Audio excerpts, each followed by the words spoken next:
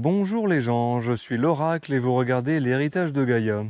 Alors aujourd'hui, épisode numéro 56 en extérieur, nous avons 30 degrés, peu de vent, un soleil écrasant et quelques nuages. La météo témoigne du retour indéniable de la belle saison, ça fait plaisir. Ce jour, je vous emmène de nouveau dans le département de l'Oise, le 60, pour aller y trouver un autre trésor naturel, l'orchis pyramidale. Pour la dénicher, nous devons atteindre la clairière dite les Mormons. Donc au départ de Grande Rue, 60 400, vous remontez la rue du Pré pour gagner la montagne de Béricourt et le bois de la Renardière. Quand vous avez passé le calvaire des Trois Monts, vous bifurquez sur le chemin de gauche en direction de Babeuf, 60 400. Tout au bout, la clairière se présentera sur la droite et vous serez arrivé. Pour un aller simple, comptez un minimum de 1500 mètres de marche, donc c'est assez long. De mon côté, ça ne va pas tarder, on va pouvoir aller s'en mettre plein les yeux. C'est parti!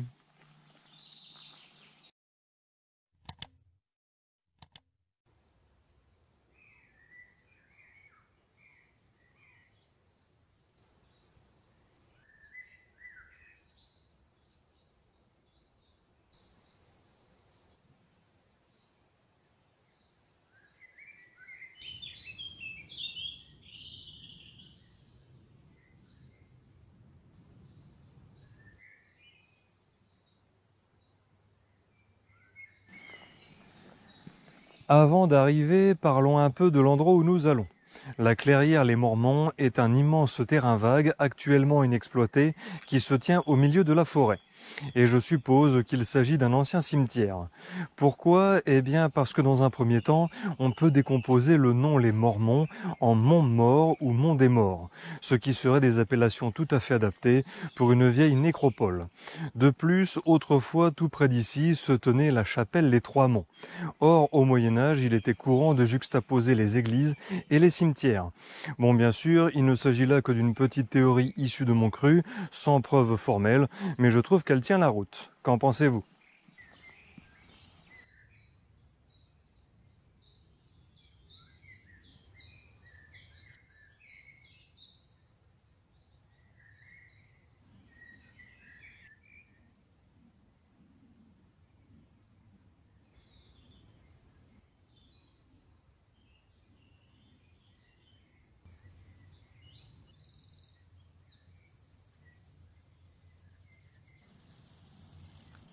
Chers amis, après l'orchis pourpre,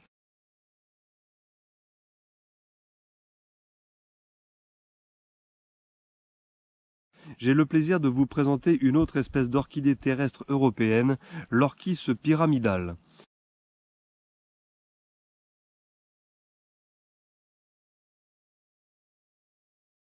Pour rappel, ce nom vernaculaire orchis vient du latin, lui-même issu du grec orchidion, signifiant testicule, en référence à la racine tuberculeuse de la plante, dont la forme renvoie à celle du paquet génital masculin.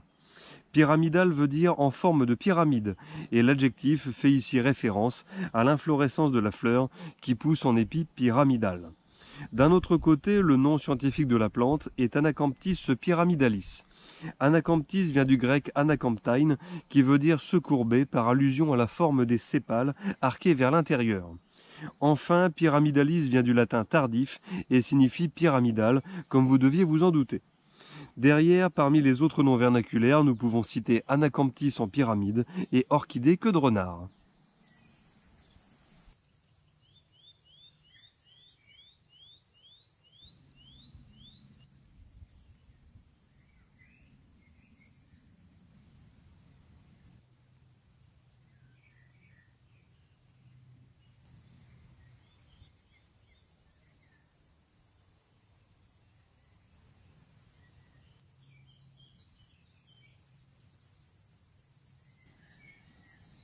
Bien. Maintenant, parlons un peu de l'aspect physique de la plante. L'orchis pyramidale est vivace, glabre, grêle, élancée à tubercules ovoïdes entiers. Elle peut atteindre 70 cm de haut, mais elle oscille le plus souvent entre 30 et 50 cm.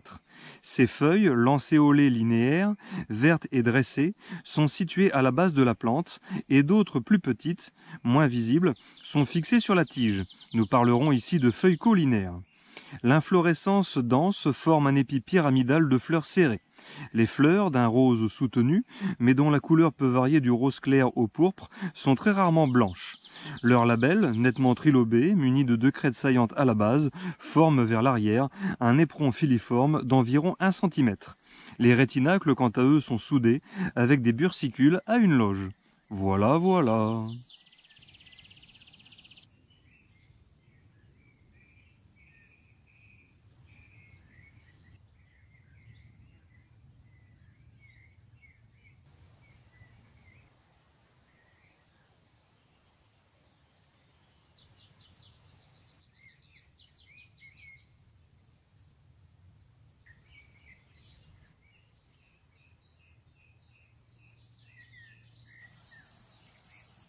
Du côté de la floraison, je vous dirais qu'elle s'échelonne d'avril à juillet. L'hybridation avec d'autres Anacamptis a pu être observée au cours de ces périodes et nous parlons ici d'hybridation interspécifique.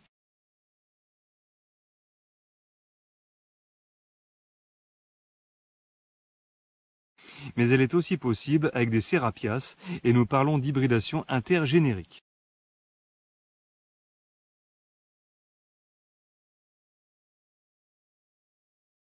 Curieusement, la plante ne possède pas de nectar.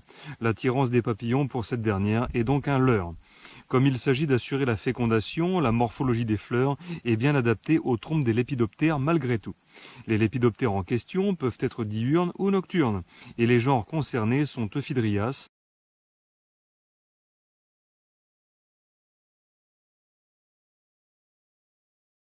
Melanargia,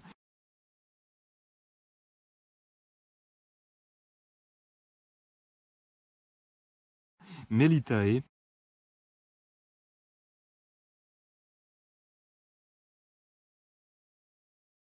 Pieris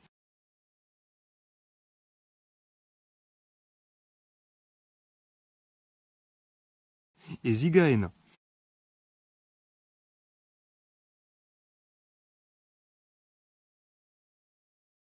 Une observation concernant des cirphes comme pollinisateurs aurait également été rapportée.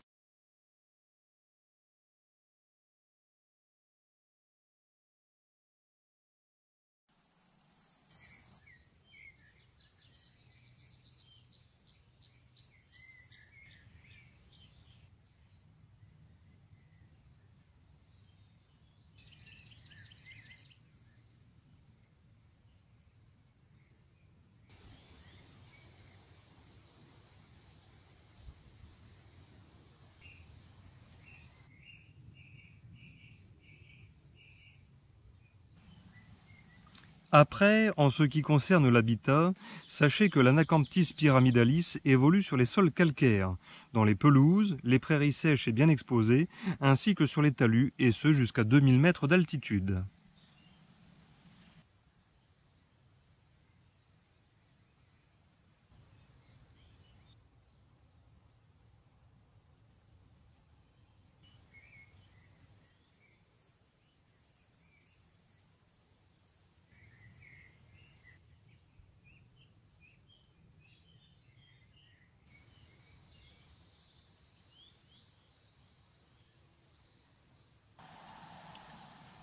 Concernant la répartition de cette orchidée, j'ajouterai ici qu'elle est trouvable dans le centre et le sud de l'Europe, en population très abondante. Présente en Angleterre et en Irlande, elle est très rare en Belgique, où elle atteint sur le continent sa limite nord. Elle est commune en France dans les Alpes, en Aquitaine, en Corse, en Lorraine et en Occitanie.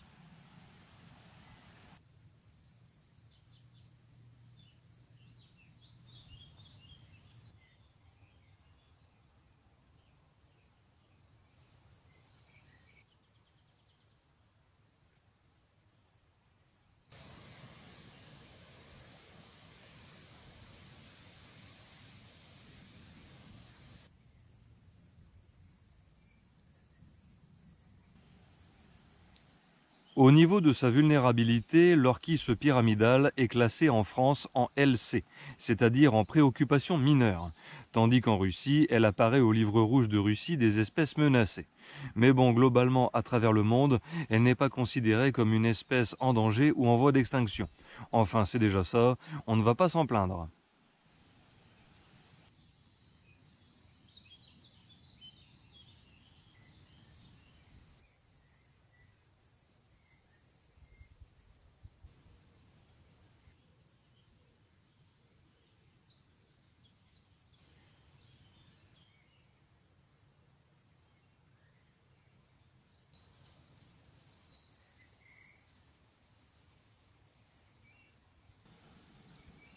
Du point de vue de la diversité, les dernières classifications tendent à disperser quelques espèces du genre Orchis vers le genre Anacamptis, qui de fait n'est plus monospécifique. Auparavant, ce genre ne renfermait que l'espèce Pyramidalis.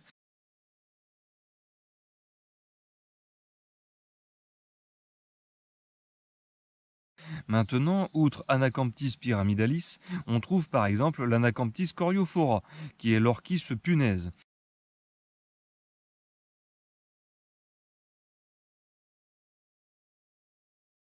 L'Anacamptis morio, qui est l'orchis bouffon,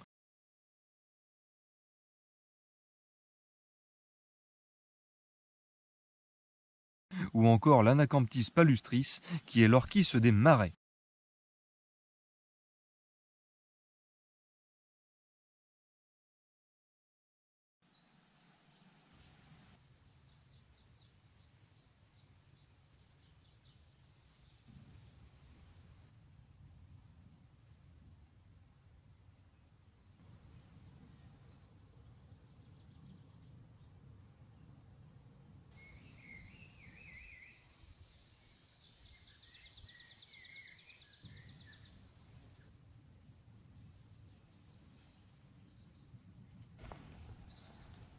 Bon, eh bien je pense que tout est dit autour de cette orchidée sauvage. Je crois qu'il est temps de ranger le matériel et de rentrer à la maison, sans se presser, hein, parce que même si ces derniers temps les jours ont déjà commencé à se raccourcir, je note qu'il me reste encore pas mal de marge avant d'être surpris par la nuit. Donc au final, à rien ne sert de courir.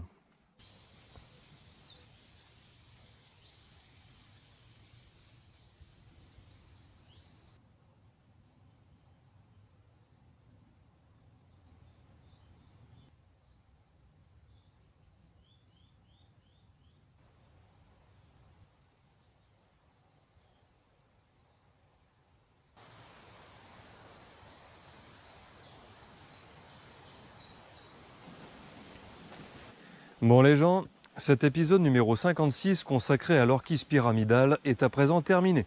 J'espère qu'il vous a plu. Pour ma part, je suis très heureux d'avoir pu vous en montrer quelques spécimens, même si au fond je déplore de ne pas les avoir trouvés avant. Parce que si l'opportunité s'était présentée plus tôt dans la saison, j'aurais pu vous offrir de plus belles floraisons. Mais bon, c'est ainsi, on devra s'en contenter. Ceci étant dit, vous connaissez la chanson. Si vous n'êtes pas encore abonné à la chaîne, je vous invite à franchir le pas. Abonnez-vous, cliquez sur le bouton s'abonner, activez la cloche pour être informé des dernières nouveautés. Partagez la vidéo, ça permet à la chaîne de grandir, de se faire connaître et de prendre de l'ampleur, c'est important.